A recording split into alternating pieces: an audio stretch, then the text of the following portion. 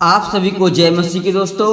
आइए चलते हैं सुबह के वचन में। परमेश्वर आप सबको आशीष दे और इस वचन के द्वारा आप इस वचन को आप जरूर सुने और जरूर पढ़ें और जरूर समझें। पिता परमेश्वर आपको ब्लेसिंग दे।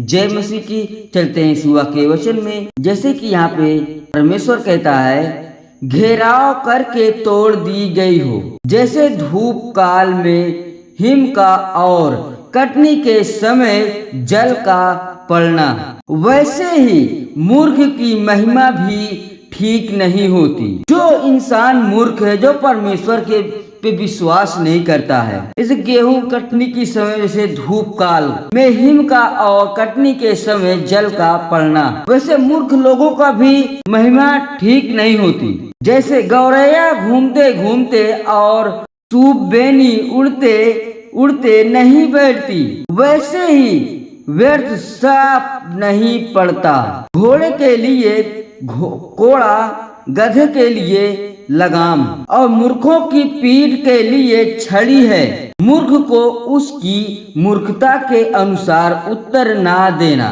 परमेश्वर कहता है, जो मूर्ख है, मूर्ख की बातें करता है, तो मूर्ख की बातों का उत्तर मूर्खों वाली नहीं देना है। ऐसा ना हो कि तू भी उसके तुल्य ठहरे। मूर्ख को उसकी मूर्खता के अनुसार उत्तर देना है।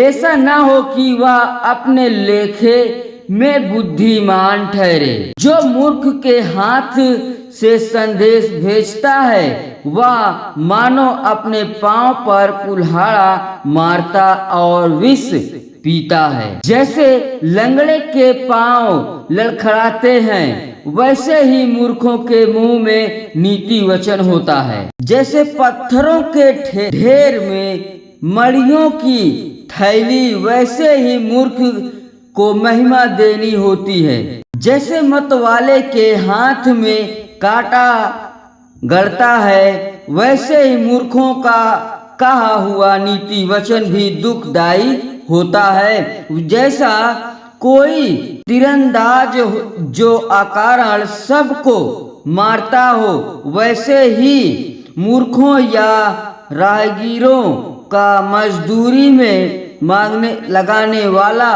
भी होता है। जैसे कुत्ता अपनी छाट को चाटता है, वैसे ही मूर्ख अपनी मूर्खता को दोहराता है। यदि तू ऐसा मनुष्य देखे जो अपनी दृष्टि में बुद्धिमान बनता हो, तो उससे अधिक आशा मूर्ख ही से है। आलसी कहता है, मगर मैं सिंह है, चौक में सिंह है। जैसे किवाड़ अपनी चूल पर घूमता है, वैसे ही आलसी अपनी खाट पर करवटे लेता है। आलसी अपना हाथ थाली में तो डालता है, परंतु आलस्य के कारण कौर मुंह तक नहीं उठाता। आलसी अपने को ठीक उत्तर देने वाले 7 मनुष्यों से भी अधिक बुद्धिमान समझता है। जो मार्ग पर चलते हुए राय झगड़े में विघ्न डालता है, वह उसके समान है। जो कुत्ते को कानों से पकड़ता है और जैसा एक पागल जो जलती लकड़ियां और मृत्यु के तीर फेंकता है, वैसे ही वह भी होता है जो अपने पड़ोसी को धोखा देकर कहता है, मैं तो मजाक कर रहा था। जैसे लकड़ी न होने से आग बुझती है, उसी प्रकार जहाँ ना कानाफूसी करने वाला नहीं, वहाँ झगड़ा मिट जाता है। जैसा अंगारों में कोयला और आग में लकड़ी होती है, वैसे ही झगड़ा बढ़ने के लिए झगड़ालू होता है। कानाफूसी करने वाले के वचन स्वादिष्ट भोजन के समान भीतर उतर जाते हैं। जैसा कोई चांदी का पानी चढ़ाया हुआ मिट्टी का बर्तन हो, वैसा ही बुरे मनवाले के प्रेम भरे वचन होते हैं।